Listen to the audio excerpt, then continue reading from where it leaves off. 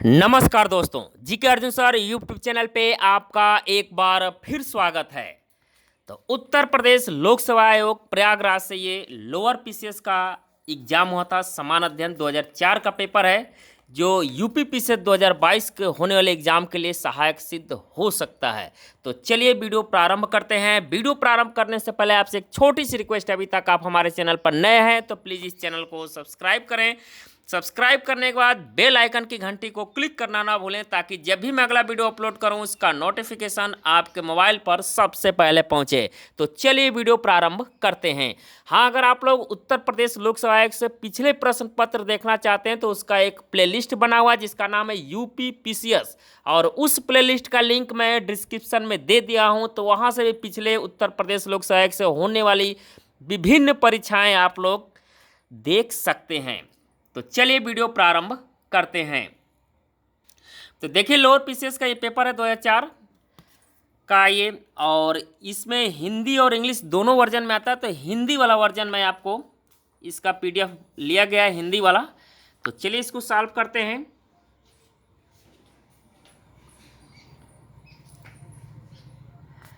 हाँ, देखिए यहाँ पर पहला क्वेश्चन है, भारतीय संविधान के निम्न अनुच्छेदों में से किस एक के अधीन राज्यपाल राष्ट्रपति के विचार के लिए किसी विधेयक को आरक्षित रख सकता है?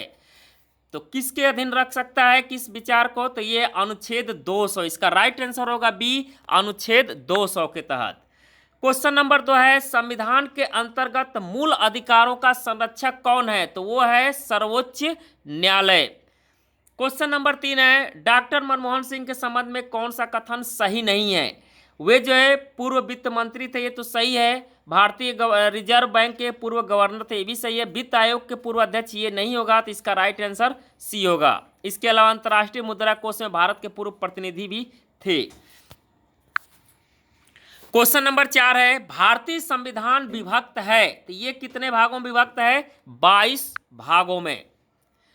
क्वेश्चन नंबर 5 पर आते हैं, गत 5 दशकों में भारत की राष्ट्रीय आय में कृषि के योगदान का प्रतिशत है, तो क्या है? धीरे धीरे घटा है। इसका राइट आंसर होगा ए, धीरे धीरे घटा है।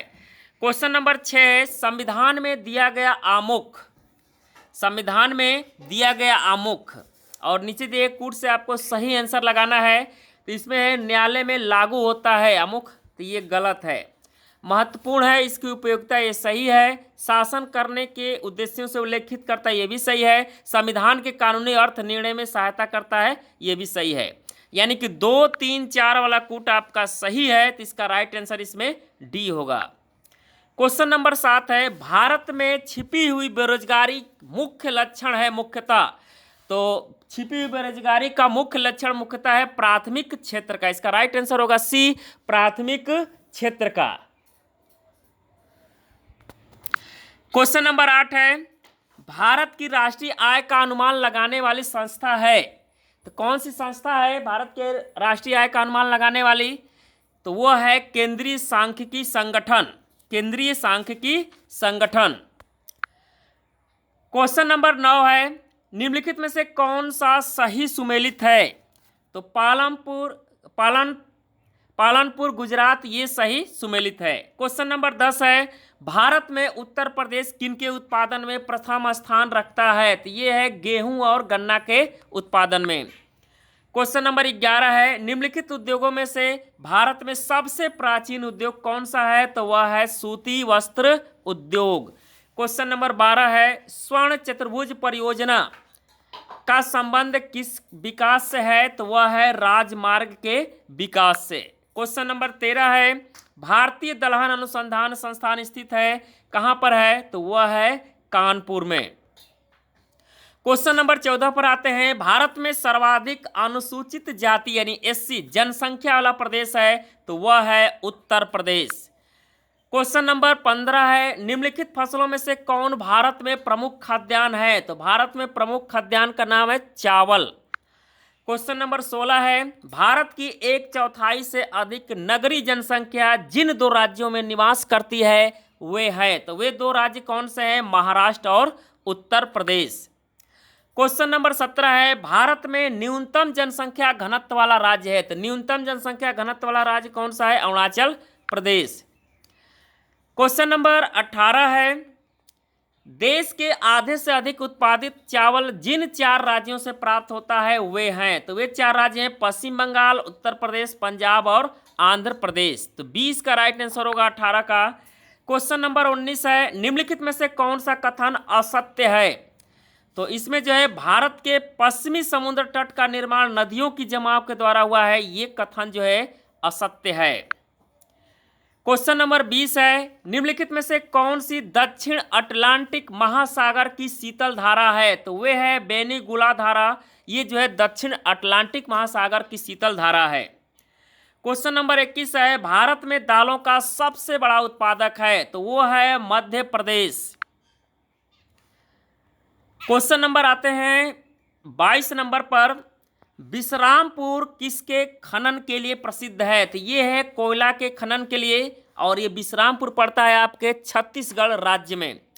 क्वेश्चन नंबर 23 है, विंध्य शैलों में जिसके बृहद भंडार पाए जाते हैं वह है, तो वह है चूना पत्थर का। क्वेश्चन नंबर 24 है, निम्नलिखित में से भारत का कौन सा क्षेत्र मृदा अपरदन से अत्यधिक प्रभावित है? तो वह है चंबल घाटी। क्वेश्चन नंबर 25 है, अति गहरी महासागरीय द्रोणियां यानी ट्रेंचेज जिसमें पाई जाती है वह है प्रशांत महासागर में। क्वेश्चन नंबर 26 है, विश्व का सबसे गहरी झील है बैकाल झील, रूस में है ये बैकाल झील। क्वेश्चन नंबर 27 है, लोहे की एक गेंद जिसका भार पृथ्वी पर 10 किलोग्राम है का अंतरिक्ष में भार होगा, तो इसका अंतरिक्ष में हो जाएगा कितना? 0 किलोग्राम। क्वेश्चन नंबर 28 है, रेडार का प्रयोग किया जाता है, तो रेडार का प्रयोग किया जाता है रेडियो तरंगों द्वारा वस्तुओं की उपस्थिति और स्थिति ज्ञात करने के लिए। क्वेश्चन नंबर 29 है, यदि चंद्रमा की सतह से एक सैल पृथ्वी पर लाया गया तो क्या होगा? तो इसके भार में परिवर्तन होगा परंतु द्रव्यमान में नहीं। क्वेश्चन नंबर 30 है, गाड़ियों के टायरों में हवा भरी जाती है क्योंकि यह अधिक संपीड्य है। क्वेश्चन नंबर 31 पर आते हैं, मानव हार्मोन इंसुलिन उत्पन्न करता है, तो इंसुलिन कहाँ उत्पन्न करता है मानव का? कौन सा मानव हार्मोन? तो ये है अग्नाशय में, इसका राइट आंसर हो जाएगा बी अग्नाशय, इसको पैंक्रियाज बोलते हैं इंग्लिश में। क्वेश्चन नंबर 22 है, हृदय कब आराम करता है? तो हृदय जो है 2 धड़कनों के बीच समय लगता है 0.8 सेकेंड का, इसी के बीच जो है हृदय आपका आराम करता है। क्वेश्चन नंबर 33 है, सूर्य में न्यूक्लिक ईंधन होता है, क्या होता है? हाइड्रोजन होता है। क्वेश्चन नंबर 34 है, माचिस बनाने में निम्न वस्तुओं में से एलिमेंट्स में किसका प्रयोग किया जाता है? तो ये किया जाता है फास्फोरस का। क्वेश्चन नंबर 35 है, निम्नलिखित युग्मों में से कौन सुमेलित नहीं है? तो पीसी कल्चर, लाख का कीड़ा, ये सुमेलित नहीं है। क्वेश्चन नंबर 36 है सुमेलित करने वाला, चलिए इसको सुमेलित करते हैं। तरंग दर्द एंगस्ट्राम इसका मात्रक है, ऊर्जा का मात्रक जूल है, ध्वनि की तीव्रता का मात्रक डेसिबल है, आवृत्ति का हर्ट्ज है, यानी कि ए इसमें सही सुमेलित है। क्वेश्चन नंबर 37 पर आते हैं, मस्तिष्क तथा मेरुरज्जु पर चढ़ी झिल्ली में सूजन आ जाने से होने वाला रोग है, तो उस रोग का नाम है मेनिंजाइटिस, डी का राइट आंसर हो जाएगा मेनिंजाइटिस। क्वेश्चन नंबर 38 है, जापान की 1953 में होने वाली मिनीमाटा व्याधि से हुई उन मछलियों को खाने से संक्रमित हुई थी, तो पारद द्वारा। क्वेश्चन नंबर 39 है, ध्वनि निम्न प्रकार से चलती है, तो अनुदैर्घ्य तरंगों की तरह ध्वनि चलती है। क्वेश्चन नंबर 40 है, निम्नलिखित में से कौन एक अवयव परमाणु कण नहीं है? तो ड्यूट्रॉन इसमें जो है परमाणु कण नहीं है। क्वेश्चन नंबर 41 है सुमेलित करने वाला, चलिए इसको सुमेलित करते हैं। कार्बन मोनोऑक्साइड, तो ये है केंद्रीय नर्वस सिस्टम को समाप्त यानी खराब करता है। नाइट्रस ऑक्साइड श्वास संबंधी, धूल कण जो है कैंसर, और सीसा लीवर और किडनी को क्षतिग्रस्त करता है, यानी कि इसका राइट आंसर बी सही सुमेलित है, 41 का बी। क्वेश्चन नंबर 42 है कथन और कारण से, कथन दिया है धूमकेतु की पूंछ सदैव सूर्य से दूर रहती है, ये तो सही है। धूमकेतु की पूंछ गैसों और बर्फ के छोटे छोटे कणों से बनी है, तो ये भी सही है, लेकिन आर जो है एक ही सही व्याख्या नहीं करता है, तो इसका राइट आंसर बी होगा। क्वेश्चन नंबर 43 पर आते हैं, उपन्यासकार डोरिस लेविस ने 2007 साहित्य का नोबेल पुरस्कार। ये सब करंट का क्वेश्चन है। 2004 लोअर का पीसीएस का पेपर है, लेकिन ये हुआ था 2008 में, तो 2007-8 का करंट दिया है, तो करंट वाला क्वेश्चन छोड़ दे रहे हैं। चलिए देखते हैं इसमें। रेडियोधर्मी डेटिंग एक प्रक्रिया है जिससे मापा जाता है, क्या मापा जाता है? चट्टानों की उम्र मापी जाती है। यहाँ पर देखिए 44 नंबर सुमेलित करने वाला है, यंत्र का नाम है स्टेटोस्कोप। का प्रयोग कहाँ कहते हैं? ध्वनि यानी हृदय की ध्वनि सुनने के लिए। स्फैग्नोमैनोमीटर रक्तचाप नापने के लिए। कैरेटोमीटर सोने की शुद्धता का पता लगाने के लिए। लक्समीटर प्रकाश की तीव्रता। सी इसका राइट आंसर होगा 44 का। 46 नंबर देखिए। विश्व के 7 नए अजूबों में चिचेन इत्जा सम्मिलित किया गया, कहाँ पर स्थित है? तो ये मैक्सिको में स्थित है। क्वेश्चन नंबर 47 पर आते हैं। मंत्रिमंडल, ये करंट का क्वेश्चन है। हाँ, देश के पहले आपदा प्रबंधन प्रशिक्षण स्थापना कहाँ पर की गई है? तो ये लातूर महाराष्ट्र में है। क्वेश्चन नंबर 49 है। नीचे दिए गए उन टीवी चैनल को नामलिखित की जो केवल अभियांत्रिकी और प्रौद्योगिकी विषयों पर प्रसारित करता है। उस टीवी का नाम है एकलव्य, चैनल का नाम है एकलव्य। निम्नलिखित राज्यों में से किस एक में सर्वाधिक संख्या में वन्य जीव अभयारण्य नेशनल पार्क अभयारण्य है? तो वह है मध्य प्रदेश में। क्वेश्चन नंबर 51 है करंट अफेयर्स का। 55, 51 के बाद 52, फिर 53, 54। हाँ,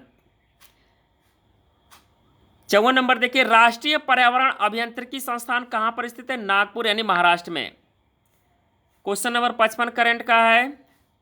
56, 57, 58, 59, 60 ये सब करंट का है। 61 नंबर से आते हैं। भारतीय उपमहाद्वीप में कृषि के प्राचीनतम साक्ष्य प्राप्त हुए हैं, तो ये हुए मेहरगढ़ से।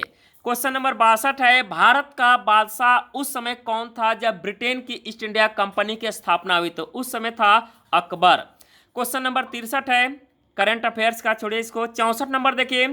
रजिया बेगम को सत्ताच्युत करने में किसका हाथ था? तो ये था तुर्कों का। क्वेश्चन नंबर 65 है। चोल साम्राज्य को अंततः किसने समाप्त किया था? तो ये किया था मलिक काफूर ने। डी इसका राइट आंसर होगा। क्वेश्चन नंबर 66 पर आते हैं। बौद्ध ग्रंथों में उल्लेखित धर्म चक्र परिवर्तन है, तो वह है सारनाथ में दिया गया उनका प्रथम उपदेश। क्वेश्चन नंबर 67 है। निम्नलिखित में से किसे शेख उल हिंद की पदवी प्रदान की गई? थी शेख सलीम चिश्ती को। क्वेश्चन नंबर 68 है। दिल्ली के किस सुल्तान ने पृथक कृषि विभाग की स्थापना की एवं फसल चक्र की योजना बनाई? तो वो था मोहम्मद बिन तुगलक। क्वेश्चन नंबर 69 है। अवस्था और ऋग्वेद में समानता है, अवस्था किस क्षेत्र से संबंधित है? तो ये ईरान क्षेत्र से संबंधित है। क्वेश्चन नंबर 70 है। प्रयाग प्रशस्ति किस सैन्य अभियान के बारे में जानकारी देता है? तो वह है समुद्रगुप्त के बारे में। क्वेश्चन नंबर 71 है। प्राक मुगल काल में निम्नलिखित में से कौन सा एक स्थान सिराज समझा जाता था? तो वो था जौनपुर। क्वेश्चन नंबर 72 है। हंटर कमीशन की रिपोर्ट में विकास पर जोर दिया गया, तो ये जोर दिया गया था प्राथमिक शिक्षा पर।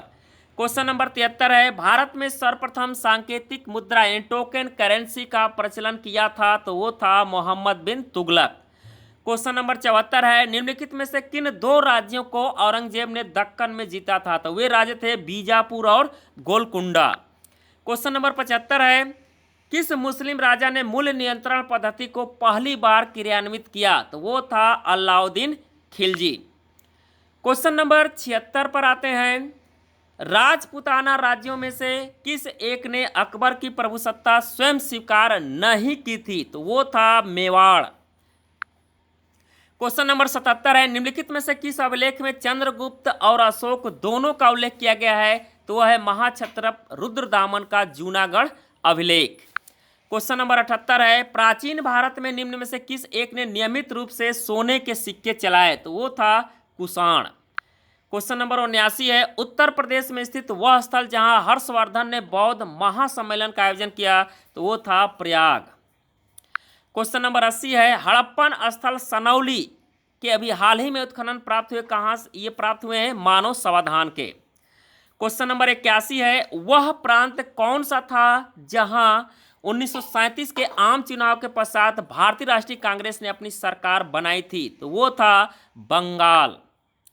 क्वेश्चन नंबर 82 है, 1946 में आजाद हिंद फौज के लाल किले में दिल्ली के मुकदमे में पैरवी निम्नलिखित में से किसने नहीं की थी? तो वे थे सरदार वल्लभ भाई पटेल। क्वेश्चन नंबर 83 है, एलोरा के प्रसिद्ध कैलाश मंदिर के निर्माण को आप किस शासक वंश से संबंध करेंगे? तो वो है राष्ट्रकूट। क्वेश्चन नंबर 84 है, भारतीय स्वतंत्रता के लिए फांसी पाने वाले प्रथम रिकॉर्डेड मुस्लिम का नाम बताइए? तो वे थे आसफ उल्लाह खां।